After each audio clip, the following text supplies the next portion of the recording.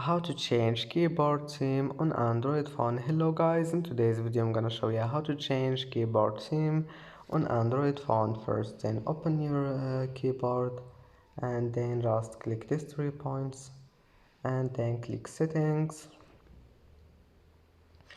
and now here you will find your keyboard settings. Now all you need to do is just select theme, and now just select any theme you want here, like this one, and that's it. Select any theme you want and then just go back, and that's it for today's video. If you like this video, don't forget like and subscribe, and thank you for watching this video until the end, and see you in the next video.